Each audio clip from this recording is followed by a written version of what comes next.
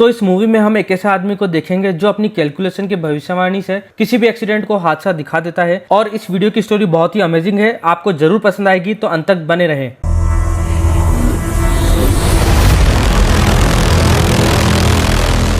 तो इस कहानी की शुरुआत होती है माइलो नाम के आदमी से, जिसे ऑटिज्म नाम की एक दिमागी बीमारी होती है। यहाँ माइलो एक लेडी पर नजर रखे हुए था और अपने दिमाग में कुछ कैलकुलेशन कर रहा था, और इसी के साथ वह आसपास हो रही चीजों को भी नोटिस करता है, जैसे कि एक पैसेंजर बस, सड़क किनारे बैठा एक आदमी, सड़क पर मौजूद एक हॉट पोल और रफ्तार से आ रही ये साइकिल। अब इन चीजों को ध्यान में रखकर माइलो ने रोड को क्रॉस किया और अपनी जेब से पड़ी पेंसिल को एक मेल बॉक्स के ऊपर रख दिया। अब माइलो के ऐसा करने से यहाँ पर एक चेन रिएक्शन की शुरुआत हो गई, और जब एक टैक्सी पॉट होल से गुजरी तो पानी के छींटों के चलते वो पेंसिल जमीन पर गिर गई। जमीन पर गिरी पेंसिल को देखकर सड़क किनारे बैठा यह आदमी उसे उठाने लगा। अगले ही पल वह साइकिल वाला इस आदमी से टकरा गया और यहाँ पर एक छोटा सा एक्सीडेंट हो गया। इस हादसे के चलते बस में मौजूद ड्राइवर का ध्यान भटक गया। उसने यह नहीं देखा कि सिग्नल पर रेड लाइट जल चुकी है। इस लापरवाही के चलते उसने लेडी को टक्कर मार दी, जिस पर माइलो नजर रखे हुए था, और इस तरह से माइलो ने अपने कैलकुलेशन के दम पर एक खून कर दिया और उसे बड़ी चालाकी से हादसा बना दिया।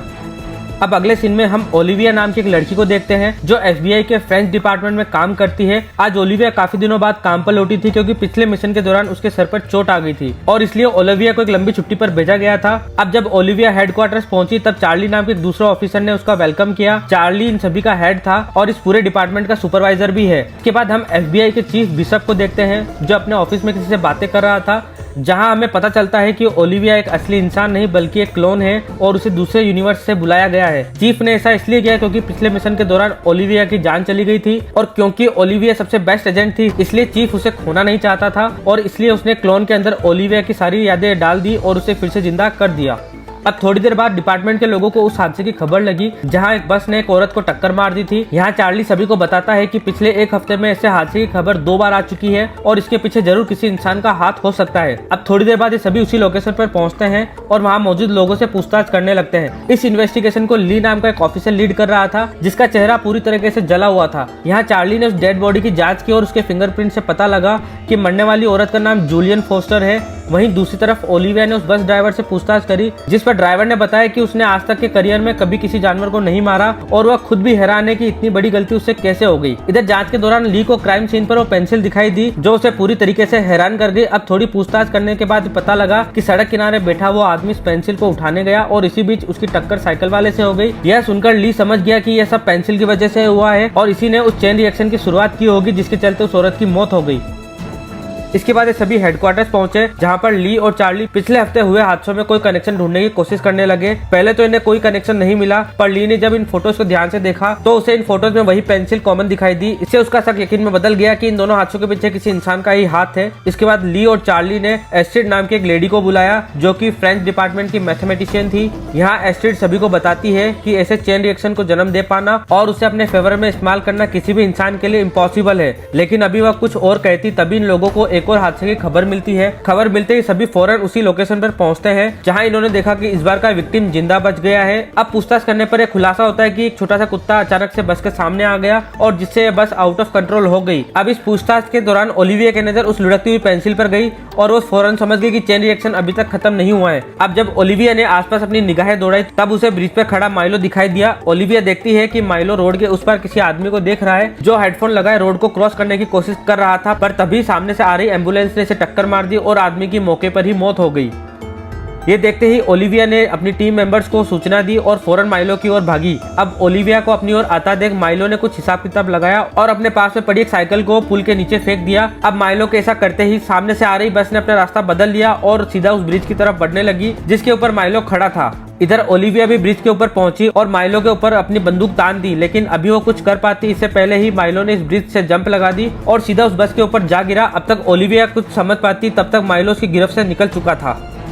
इसके बाद माइलो अपने घर पहुंचा जहां उसकी बहन मैडी उसके लिए परेशान हो रही थी। यहाँ मैडी कहती है पिछले कुछ दिनों से हमें हॉस्पिटल से काफी कॉल्स आ चुके हैं, हमें जल्द से जल्द डॉक्टर से मिलने जाना होगा। लेकिन काफी समझाने के बाद भी माइलो हॉस्पिटल जाने के लिए राजी नहीं हुआ और मैडी की बातों को नजरअंदाज कर दिया। यहाँ मैडी ने उसे सरेंडर करने को कहा और उसे समझाया कि वो इस जुर्म की दुनिया में कितना आगे निकल चुका है। हालांकि माइलो को इन बातों से कोई भी फर्क नहीं पड़ता, वो अपने किए हुए कामों को जस्टिफाई करने लगा। लेकिन अभी वो कुछ और कहता तभी मैडी ने उसे प्लास्टिक का घोड़ा दिखा दिया जो उसे उसकी मॉम ने दिया था। अब यह घोड़ा देखकर माइलो काफी अनकंफर्टेबल हो गया और उसे अपनी मॉम की याद आ गई जो अब इस दुनिया में नहीं है। इसके बाद हम एजेंट ली को देखते हैं, जिससे रेगुलर स्किन चेकअप के लिए हॉस्पिटल लाया गया। अब चेंबर में जाने से पहले ली ओलिविया से कहता है, तुम उन तीनों लोगों के बीच कोई कनेक्शन ढूंढो जो इन हादसों में मारे गए हैं। अब इन बातों को ध्यान में रखकर ओलिविया अपने हेडक्वार्टर्स पहुंची और इन तीनों विक्टिम्स के बीच कोई कनेक्शन ढूंढने की कोशिश करने लगी। अब थोड़ी सी जांच के बाद ओलिविया को यह पता चला जो तीनों लोग उन हादसे में मारे गए वो सभी एक ही हॉस्पिटल में काम करते थे। इसके बाद ओलिविया ने ये सारी जानकारी चार्ली को दी और ये दोनों फौरन उस हॉस्पिटल में गए।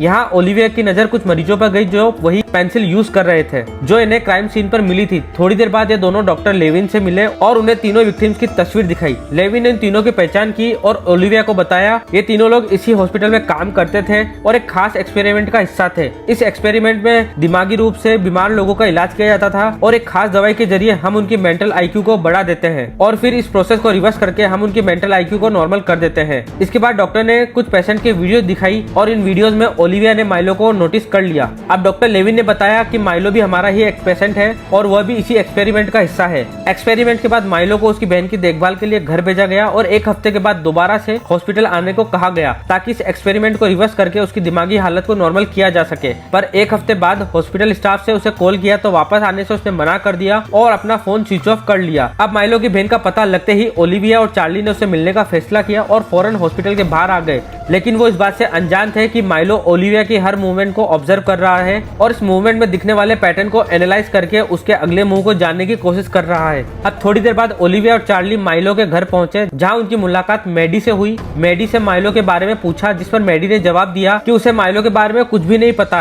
यहाँ पर इन दोनों को शक हो गया कि मैडी जरूर उनसे कुछ छुपा रही है, इसलिए ओलिविया ने उसे माइलो के मर्डर के बारे में बताया और उसे समझाया कि माइलो का आजाद घूमना बहुत ही खतरनाक हो सकता है। इस बातचीत के दौरान चार्ली घर की तलाशी ले रहा था, तब ओलिविया ने अपनी बहन के बारे में बताया जो कि अब इस दुनिया में नहीं है। यह सुनकर मैडी को काफी बुरा लगा क्योंकि कुछ महीने पहले ही उसने भी अपनी मॉम को खोया था। अब इस मिलते जुलते हालात ने मैडी के दिल में हमदर्दी भर दी और उसने ओलिविया को माइलो के बारे में कुछ जानकारी दी। मैडी ने बताया कि उस एक्सपेरिमेंट के बाद माइलो का दिमाग काफी तेज हो चुका है। वो अपनी कैलकुलेशन को यूज करके अपने आसपास की हो रही घटनाओं से भविष्यवाणी कर सकता है और उसके कंस्ट्रक्शन को भंग करने के लिए वो लकड़ी का घोड़ा दिखाना होगा जो उसे हमारी मॉम ने दिया था। इसके बाद मैडी ने ओलिविया को एक लिफाफा दिया जिसके अंदर उस होटल का एड्रेस था जहाँ पर माइलो कुछ दिनों से रुका हुआ है। यहाँ पर मैडी ने ओलिविया से कहा कि अब वह घर छोड़कर जा रही है क्योंकि वह माइलो की इन हरकतों से तंग आ चुकी है। अब एड्रेस मिलते ही ओलिविया और चार्ली उस होटल की तरफ निकल गए जहां माइलो कुछ दिनों से छुपा हुआ बैठा है। वहीं दूसरी तरफ हम माइलो को देखते हैं जो होटल की खिड़की पर खड़े होकर कुछ कैलकुलेशन कर रहा था। वो अपने सामने मौजूद कंस्ट्रक्शन एरिया को देख रहा था जहां लो ऑक्सीजन लेवल का बोर्ड लगा हुआ था। दरअसल इस कंस्ट्रक्शन एरिया में धूल मिट्टी काफी ज्यादा थी और यहाँ सांस लेने के लिए एक ऑक्सीजन पंप की जरूरत होती है। अब माइलो ने अपनी कैलकुलेशन करी और ओलिविया को जान से मारने का प्लान बनाया। माइलो का प्लान यह था कि वो ओलिविया को इस कंस्ट्रक्शन एरिया पर लाएगा और जब ओलिविया ऑक्सीजन ब्रेक लेगी तब वो सीमेंट के ब्लॉक्स उसके ऊपर गिराकर उसे जान से मार देगा। अब माइलो की भविष्यवाणी के हिसाब से ओलिविया और चार्ली उस होटल पर पहुंच जाते हैं और ओलिविया की नजर माइलो पर गई